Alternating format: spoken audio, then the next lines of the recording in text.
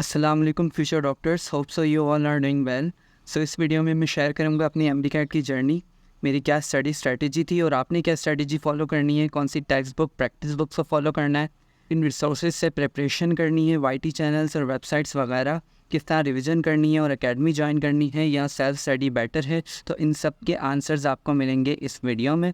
सो चलते हैं वीडियो की तरफ। So I am Dr. Mohammad Awais, an MBBS student in Karachi. In my MDCAT, I got 180 out of 200 marks and secured first merit position in my district. अब सबसे पहला सवाल बच्चों का ये होता है कि एकेडमी ज्वाइन करें या सेल्फ स्टडी बेटर है।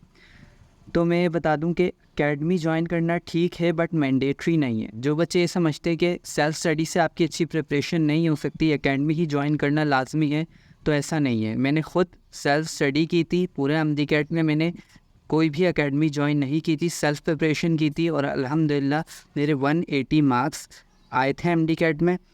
तो एकेडमी ज्वाइन करना ज़रूरी नहीं है। हाँ, एकेडमी ज्वाइन करने से होता है कि आपको एक गाइडेंस मिल जाती है, लेकिन मुझे ऐसा लगता है कि एकेडमी से आपका टाइम भी वेस्ट होता है। एकेडमी आना जाना ट्रैवलिंग में टाइम लगता है, तो इसलिए मेरी नज़र में सेल्फ स्टडी बेटर है। लेकिन अगर फिर भी आपने एकेडमी ज्वाइन करनी है तो बच्चे पूछते हैं कि ऑनलाइन एकेडमी ज्वाइन करें या फ़िज़िकल एकेडमी। तो अगर मैं एकेडमी ज्वाइन करता तो मैं ऑनलाइन एकेडमी ज्वाइन करता, बिकॉज इससे ना सिर्फ मेरा ट्रैवलिंग का टाइम सेव होता बल्कि मैं घर पे बैठकर ईज़िली कंफर्टेबल होकर प्रिपरेशन कर सकता था। तो फर्स्ट ऑफ़ ऑल तो आपने सेल्फ स्टडी को प्रेफर करना है, लेकिन फिर भी अगर आप एकेडमी ज्वाइन करना चाहते हैं तो ऑनलाइन एकेडमी बेटर है दैन फिज़िकल एकेडमी। सो अब अगर मैं बुक्स की बात करूँ कि कौन सी टेक्स्ट बुक्स को फॉलो करना है, तो हमारे टाइम पे जो है MDCAT वो प्रोविंशियल लेवल पे हुआ था, बीच में इन्होंने नेशनल MDCAT कर दिया था, लेकिन आपके टाइम पर भी अब प्रोविंशियल लेवल पे ही होगा MDCAT। तो मैंने जो बुक्स फॉलो की थी बायोलॉजी के लिए, मैंने क्योंकि मैं सिंध बोर्ड से हूँ तो मैंने अपने बोर्ड की बुक फॉलो की थी, सिंध सेल्फ बुक बोर्ड की। उसके अलावा मैंने पंजाब बोर्ड और फेडरल को फॉलो किया था। आपने क्या करना है कि अपनी प्रोविंस की बुक्स को फॉलो करना है। अगर आप KPK से हैं, बलूचिस्तान से हैं, तो अपनी प्रोविंस की बुक को फॉलो करें, उसके साथ पंजाब या फेडरल में से कोई एक बुक फॉलो करें। और जो पंजाब बोर्ड के स्टूडेंट्स हैं वो तो पंजाब की फ़ॉलो करेंगे ही, उसके अलावा वो फेडरल को भी साथ साथ पढ़ें।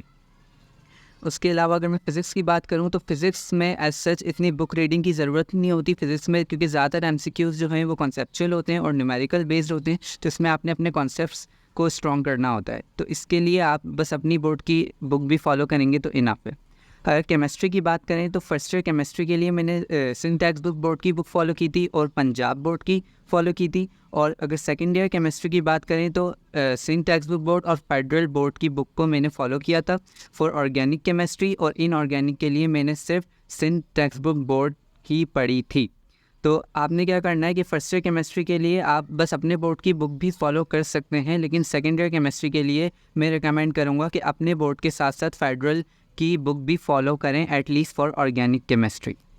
अब अगर प्रैक्टिस बुक्स की बात करें तो जितने भी आपके सब्जेक्ट हैं बायोलॉजी, केमिस्ट्री, फिज़िक्स, इंग्लिश और लॉजिकल रीजनिंग, इन सब के लिए मैंने किप्स की प्रैक्टिस बुक्स यूज़ की थी। और इसके अलावा फ़िज़िक्स के लिए मैंने स्टेप्स की प्रैक्टिस बुक्स भी यूज़ की थी किप्स के साथ। और उसके अलावा एक डॉक्टर्स इनकी भी प्रैक्टिस बुक मेरे पास थी, उससे भी मैंने थोड़ी प्रैक्टिस की थी।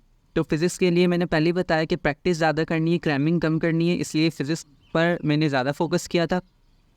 और उसके साथ साथ मैंने पास पेपर्स भी सॉल्व किए थे, जो UHS, नम्स और NTS वगैरह के पास पेपर्स से वो सॉल्व किए थे।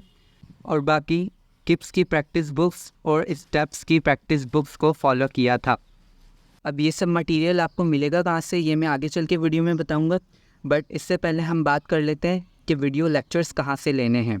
तो अगर बायोलॉजी की बात करूँ तो बायोलॉजी के लिए मैंने एज सच कोई लेक्चर्स फॉलो नहीं किए थे, क्योंकि बायोलॉजी में आपने ज़्यादातर क्रैमिंग करनी होती है, बुक रीडिंग करनी होती है, तो इसलिए कोई स्पेसिफिक लेक्चर्स मैंने नहीं लिए थे बायो के।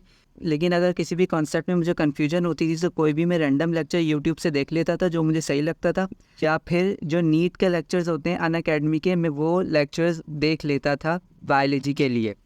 अगर फिज़िक्स की मैं बात करूं तो फिज़िक्स की कंप्लीट प्रिपरेशन मैंने फिज़िक्स इन सेकंड से की थी, जो फ्री रिकॉर्डेड लेक्चर्स प्रेजेंट हैं उनके यूट्यूब पे, उन लेक्चर से, और कुछ स्टार्स एकेडमी के भी लेक्चर्स लिए थे। अगर केमिस्ट्री की बात करें तो केमिस्ट्री फर्स्ट ईयर के लिए मैंने लेक्चर्स लिए थे स्टेप्स एकेडमी के, जो फ्री रिकॉर्डेड लेक्चर्स हैं स्टेप्स के। और सेकेंड ईयर केमिस्ट्री के लिए स्टार्स के लेक्चर्स लिए थे, क्योंकि मुझे उनकी ऑर्गेनिक केमिस्ट्री के बहुत अच्छे लगे थे लेक्चर्स। तो ऑर्गेनिक और इनऑर्गेनिक मैंने दोनों स्टार्स एकेडमी के लेक्चर से प्रिपेयर की थी। अब ये फ्री रिकॉर्डेड लेक्चर्स हैं जो आपको कहाँ से मिलेंगे ये मैं आपको आगे बताऊँगा। अब बच्चे ये भी बहुत ज़्यादा पूछते हैं कि इंग्लिश और लॉजिकल रीजनिंग को कैसे प्रिपेयर करें। तो मैं ये पॉइंट क्लियर कर दूँ, English is a language, English कोई सब्जेक्ट नहीं है। इंग्लिश वही अच्छे से कर सकता है जिसकी इंग्लिश ऑलरेडी अच्छी है।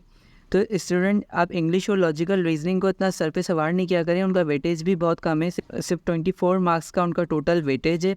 बाकी जो 176 मार्क्स हैं उन पर ज़्यादा फोकस करें, उन्हें उनकी प्रिपरेशन को मैक्सिमाइज़ करें। बाकी अगर इंग्लिश और लॉजिकल रीजनिंग की बात करें तो आप उसके लिए किप्स की प्रैक्टिस बुक्स को फॉलो कर सकते हैं और स्टेप्स या किप्स के लेक्चर्स को भी फॉलो कर सकते हैं इंग्लिश और लॉजिकल रीजनिंग को प्रिपेयर करने के लिए। अदरवाइज़ इन दोनों की टेंशन लेने की ज़रूरत नहीं है। अब स्टूडेंट्स ये भी बहुत ज़्यादा पूछता है कि रिवीजन किस तरीके से करें, टॉपिक तो पढ़ लिया लेकिन याद नहीं रहता, रिवाइज़ नहीं हो रहा। अब मैंने क्या किया था कि मैंने सबसे पहले अपने बायोलॉजी का सिलेबस कवर किया था, फिर केमिस्ट्री का, फिर फिज़िक्स का और फिर एंड में मैंने इंग्लिश और लॉजिकल रीजनिंग को देखा था। तो जब मैं बायोलॉजी पढ़ता था, जैसे मैंने एक चैप्टर बायोलॉजी का पढ़ा, उसकी प्रैक्टिस की, फिर सेकंड चैप्टर पे गया, फिर सेकंड चैप्टर पढ़ा, उसकी प्रैक्टिस की। तो जब मुझे टाइम मिलता था मैं फ़र्स्ट चैप्टर को रिवाइज़ कर लेता था, या फिर मैं कोई स्पेसिफिक दिन रख लेता था कि इस दिन मुझे सिर्फ रिवीजन करना है, कोई नया टॉपिक नहीं पढ़ना, तो फिर मैं उस दिन रिवीजन करता था। तो इस तरीके से मैंने अपना जब बायोलॉजी कंप्लीट किया और केमिस्ट्री पे गया तो फिर मैंने केमिस्ट्री को पढ़ना स्टार्ट किया, उसके साथ साथ मैं बायोलॉजी को रिवाइज़ करता रहता था। या तो कोई स्पेसिफिक दिन सेलेक्ट कर लेता था, जैसे कि अगर आप वीक में 7 डेज़ पढ़ रहे हैं तो आप 6 डेज़ न्यू टॉपिक पढ़ें और लास्ट में आप एक दिन जो है सिर्फ रिवीजन का रखें और उस दिन सिर्फ रिवीजन करें। या फिर अगर आपको बीच में किसी दिन टाइम मिलता है तो आप उस दिन रिवाइज़ करें, जैसे आपने टू डू लिस्ट बनाई हुई होगी अपनी और उसके हिसाब से आपने जितना काम करना था उतना कर लिया और फिर आपके पास टाइम बच रहा है तो उस टाइम में रिवाइज़ करें, या फिर कोई स्पेसिफिक दिन अलग से रखें और उस दिन रिवीजन करें। तो रिवीजन करना इतना मुश्किल नहीं है, साथ साथ हो जाता है। और जब 1 महीना रह जाए तो फिर मैक्सिमम रिवीजन करें, फिर बहुत ज़्यादा रिवीजन और प्रैक्टिस करें अपने लास्ट डेज़ में। ओके सो स्टूडेंट्स, अब मैं आपको बताता हूँ कि आपको मटेरियल कहाँ से मिलेगा एमडी कैट का। जो टेक्स्ट बुक्स और प्रैक्टिस बुक्स हैं वो आपको मिल जाएंगी तालीम 360 से। तालीम 360 एक वेबसाइट है, वहाँ से आपको टेक्स्ट बुक्स और प्रैक्टिस बुक्स मिल जाएंगी और पास पेपर्स वगैरह भी मिल जाएंगे। और एक और वेबसाइट है सईद एमडी कैट, वहाँ से भी आपको पास पेपर्स और कुछ प्रैक्टिस बुक्स मिल जाएंगी। और सईद एमडी कैट से आपको सारे फ्री रिकॉर्डेड लेक्चर्स भी मिल जाएंगे, जो कि स्टेप्स और स्टार्ट्स के टॉपिक वाइज लेक्चर्स अवेलेबल हैं सईद एमडी कैट से, तो आप वहाँ से डाउनलोड कर सकते हैं या फिर ऑनलाइन भी देख सकते हैं। तो ये 2 वेबसाइट हैं जो कि आपके बहुत काम आएंगी, तालीम 360 और सईद एमडी कैट, तो इन्हें आप यूज़ कर सकते हैं। अब एंड में मैं बस ये बात कहना चाहूँगा कि जब भी आपको कोई कन्फ्यूजन हो या क्वेश्चन हो आपका या गाइडेंस की ज़रूरत हो तो अपने सीनियर्स को अप्रोच किया करें। बहुत सीनियर्स अवेलेबल हैं आपको गाइडेंस देने के लिए, मैं हूँ और भी बहुत हैं। तो जब भी आपको गाइडेंस की ज़रूरत हो या कुछ पूछना हो तो आप पूछ सकते हैं, कमेंट सेक्शन में भी मुझसे पूछ सकते हैं, या मैंने डिस्क्रिप्शन में अपने कॉन्टैक्ट लिंक्स भी दिए हुए होते हैं, वहाँ पर जाकर भी आप मुझसे पूछ सकते हैं। I will surely answer your curies.